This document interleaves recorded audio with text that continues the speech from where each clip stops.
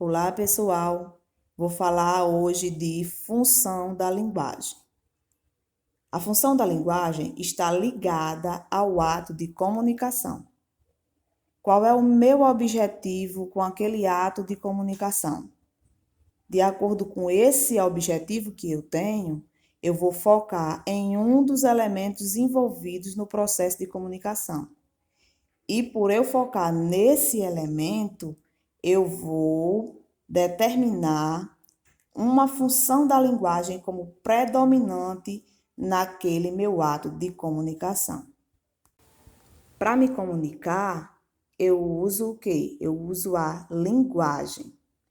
Tudo aquilo que nós usamos para comunicar é uma forma de linguagem. Onde há comunicação, há linguagem, né?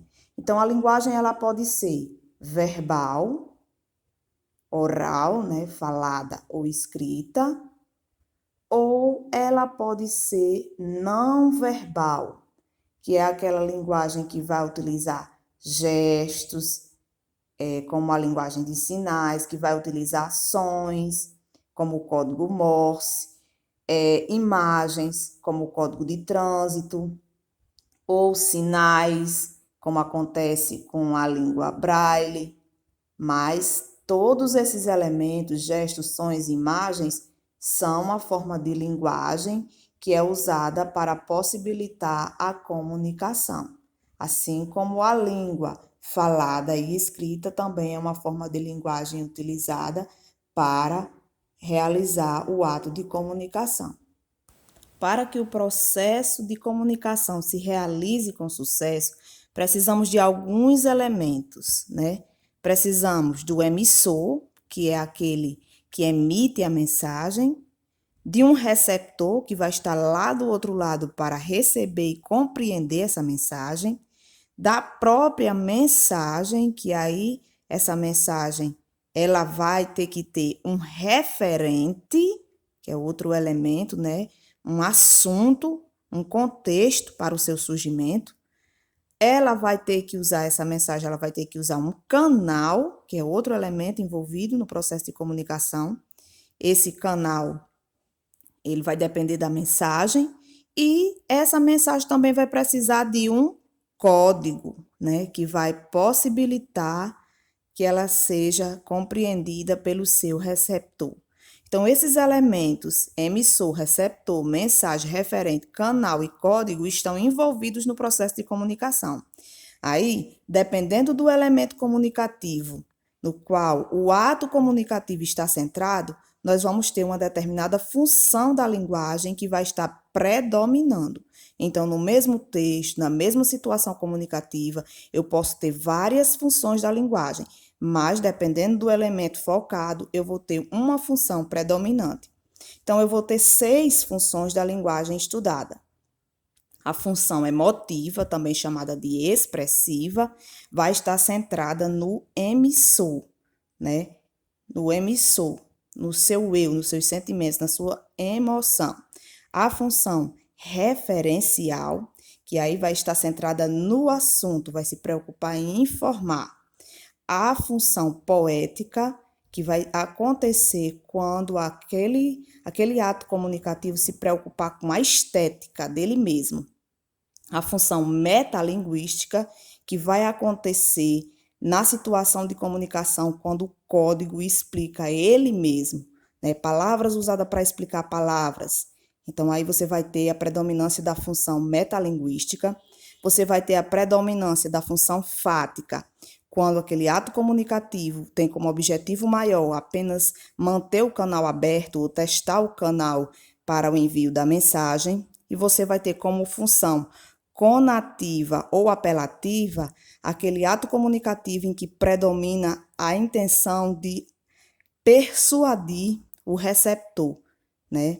E aí não vamos confundir conativa, que é essa função apelativa, onde o receptor vai ser o alvo, e aí o ato de comunicação vai estar centrado no receptor e preocupado com ele, com o tipo de linguagem que usa as palavras no sentido figurado, que vai ser chamado de linguagem conotativa. Então, conotativa é o tipo de linguagem que usa o sentido figurado. E conativa é a função da linguagem, que também pode ser chamada de apelativa, que vai estar preocupada com o receptor. Vamos especificar aqui alguns detalhes sobre a função emotiva, também chamada de expressiva, né? Ela é uma função da linguagem onde a principal característica é a subjetividade. O objetivo dessa função do texto, que é produzido com predominância dessa função, é emocionar o receptor.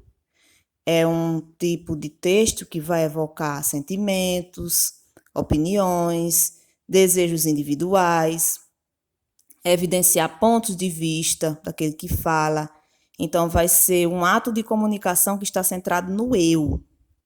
Vamos ver um exemplo aqui de uma crônica chamada Desabafo, onde o cronista Carneiro, né, ele normalmente, naturalmente, ele escreveria uma crônica humorística ou uma crônica narrativa, algum tipo de crônica para o jornal, mas nesse determinado dia ele resolveu fazer uma crônica diferenciada, uma crônica que quando a gente termina de ler, a gente vê que ela está centrada nas suas emoções, no seu eu, é uma crônica em que predomina a função emotiva.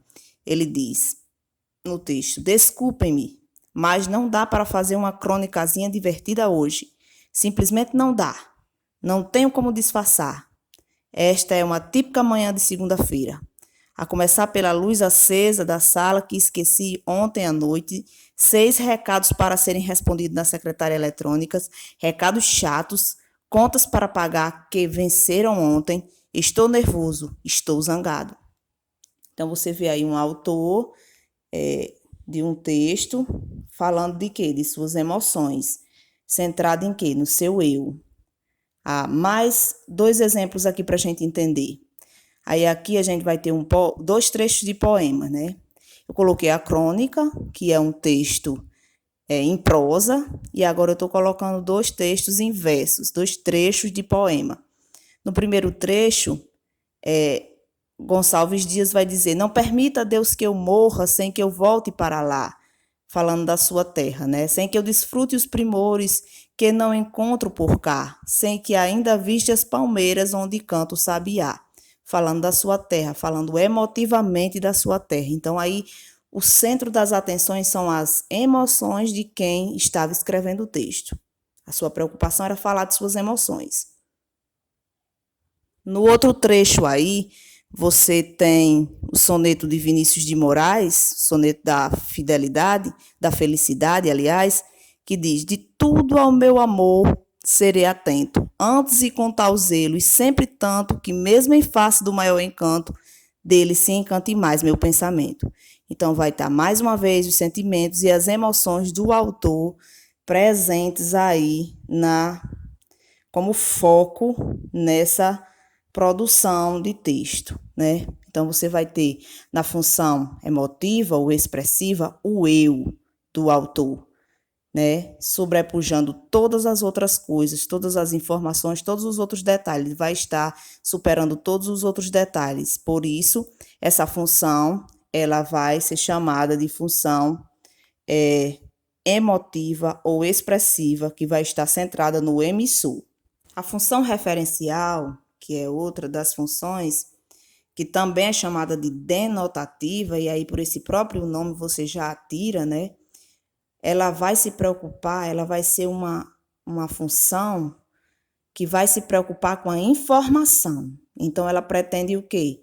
Ela pretende ser clara, ser objetiva. E aí vem essa questão de denotativa, né? Ela vai usar as palavras no seu sentido denotativo, no seu sentido real, né? Então, ela vai destacar o quê? O assunto, o contexto.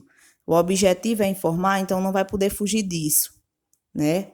Do contexto, do assunto. Predomina nesse tipo de texto que vai ter essa função referencial a objetividade. As notícias são um bom exemplo de função referencial, né? Você vai ter o quê? Priorizado nas notícias? A informação. coloquei aqui uma manchete, ó, de acordo com os dados facultados pela Polícia Militar, sobe para 12 o número de vítimas de estado grave após o confronto entre as equipes de futebol nesta quarta-feira, entre as quais 3 mulheres. Então, você aí, por essa manchete, você tira já mais ou menos o que é que vai ter no texto. E aí vai sempre usar a linguagem clara e objetiva. Nos materiais didáticos, né, nos textos científicos, que são abordados conceitos, teorias, a função referencial também vai estar aí predominante, né?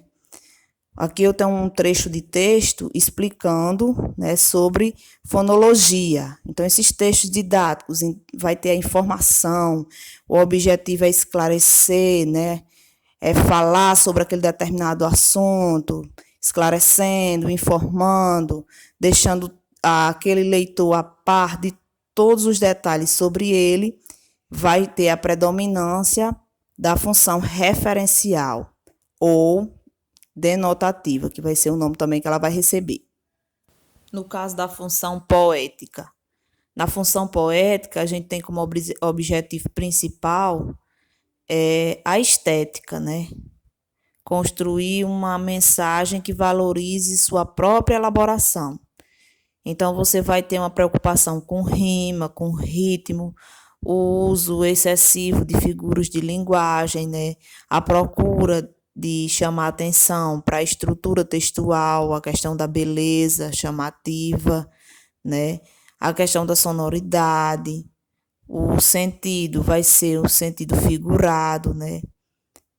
E aí vai ser esse o objetivo daqueles textos e daquelas situações comunicativas que têm a função poética como sendo predominante, né? Vai ser a preocupação com a estética. E aí, na função poética, você pode pensar que só existem poemas, né? Aí você tem que prestar atenção que tem poemas que estão centrados no eu, que a preocupação é falar dos sentimentos do autor. Nesse poema, mesmo existindo a função poética, mas o que vai predominar é a função emotiva que a gente estudou lá no início. O poema que vai predominar a função poética é aquele poema que se preocupa com a forma, com a rima, com o ritmo. É aquele poema que se preocupa com a estética. Vamos ver um exemplo aqui, ó. Era um homem bem vestido, foi beber no botequim, bebeu muito, bebeu tanto que saiu de lá assim. Aí você vê as palavras organizadas aí para imitar o andar titubeante do bêbado. As casas passavam em volta numa procissão sem fim, as coisas todas rodando assim, assim, assim. Então, a estrutura textual é uma prioridade nesse texto. A organização das palavras é para chamar a atenção daquele que vai ler. Então, a preocupação aí é uma preocupação estética. Nesse outro exemplo aqui, ó, de poema. De sol a sol, soldado. De sal a sal, salgado. De sova a sova, sovado. Então, você vê a preocupação com a sonoridade. Não é uma preocupação com falar em sentimentos, em emoções. Não é uma preocupação em informar.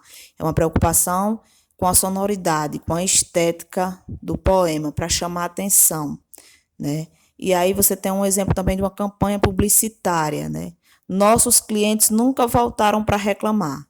Então, essas frases de efeito, essas frases chamativas, aí é uma campanha publicitária de uma agência funerária. Essas frases de efeito chamativa que vão estar voltadas para prender a atenção do leitor, para ficar na mente do leitor de forma repetida, as palavras são escolhidas propositalmente, a função predominante vai ser a função poética. A função metalinguística, né? A função da explicação, em que o código explica o próprio código. A linguagem explica a própria linguagem. A gente tem como principal representante, principal exemplo de textos com essa função de linguagem, o dicionário, né? Dicionário onde palavras explicam palavra. Você tem esse exemplo aqui, ó, uma história em quadrinho mostrando como os personagens de tirinha fazem a barba.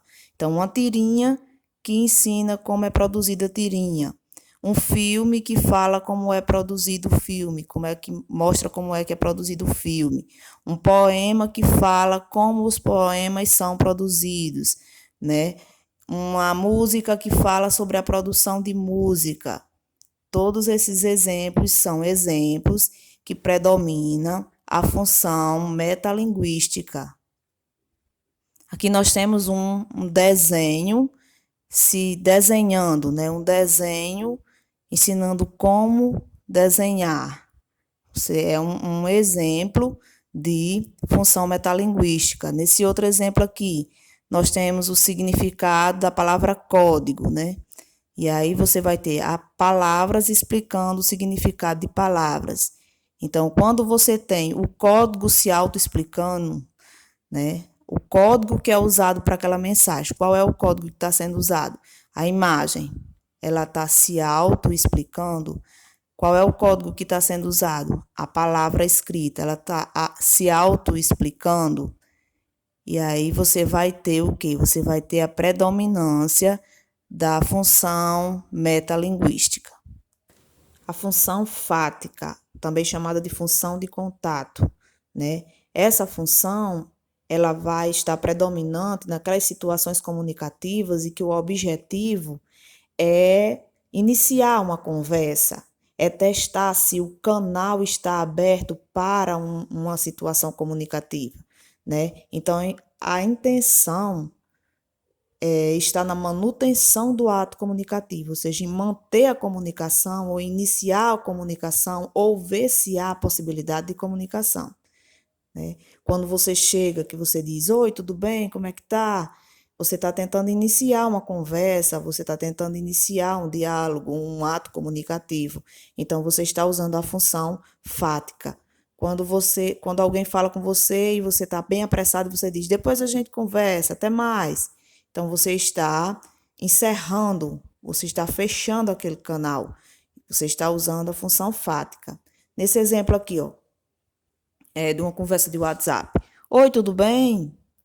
Aí a mensagem foi visualizada, mas ninguém respondeu. Como é que vai? Como vai? Foi visualizada, ninguém respondeu. Não vai me responder? Aí, finalmente, a pessoa responde: não. Aí ele pergunta: por quê? Porque estou ocupada te ignorando. Então, veja que houve 3 tentativas de iniciar o ato comunicativo, né? Nesse texto de mensagem do WhatsApp, você tem a predominância de quê? Da função fática. Houve a tentativa de abertura do canal para existir a comunicação, né? Houve essa tentativa de manter esse canal aberto, de iniciar uma conversa. Então, toda a vida que você tiver um ato comunicativo, que a função, que o objetivo maior for esse, você tem a função fática. Por último, a gente tem a função conativa ou apelativa, né? Aquela que a ênfase está no receptor. Quem vai receber a mensagem? Então, eu estou preocupada em alcançá-lo, em convencê-lo, em persuadi-lo a fazer o que eu quero, a fazer aquilo que eu quero, influenciá-lo, né? Então, é um ato comunicativo influenciador. Você está pensando no receptor para influenciá-lo. A intenção é persuadir, é convencer. Há sempre a presença de verbos no imperativo. Faça, venha, compre, né? E incentivando aquele receptor a realizar uma determinada ação. Olha aqui, você tem essas 2 árvores imitando o pulmão, né? E a campanha publicitária que diz assim: quer continuar a respirar? Comece a preservar. Veja aí a presença dos verbos no imperativo, dando uma ordem, um pedido ou um conselho. Essa outra campanha publicitária aqui, ó. Todos os anos a velocidade nas estradas vitima um avião cheio de crianças. Este ano, ajude-nos a evitar uma tragédia, reduza a velocidade. Então, a intenção aqui é persuadir as pessoas que sempre acham que o avião é bem perigoso, né? Mas que, na verdade, quem mata mais é a velocidade nas estradas. Então, veja aí que a intenção é alcançar aquele que vai receber a mensagem e persuadi-lo a mudar de atitude, a tomar uma nova atitude. Nessa outra campanha publicitária aqui, você de longe vê a intenção de atingir um determinado público e persuadi-lo, né? Cabelo armado e com frizz, seda, e aí você vê o leão com o cabelo todo armado e o leão com o cabelo arrumadinho, cabelo com volume controlado e sem frizz. Então veja que a intenção dessa campanha publicitária, essas imagens junto com essas frases de efeito, né, que foram muito bem pensadas, muito bem boladas, mas a intenção maior dessa campanha publicitária é o quê? É persuadir, convencer o receptor a aderir a uma determinada ideia. Então, a função que predomina aí vai ser a função apelativa ou conativa. Então, nas próximas aulas a gente continua com esse assunto. Até mais. Espero que vocês tenham entendido, que tenham aproveitado aí os exemplos para fazer um bom uso desse conhecimento.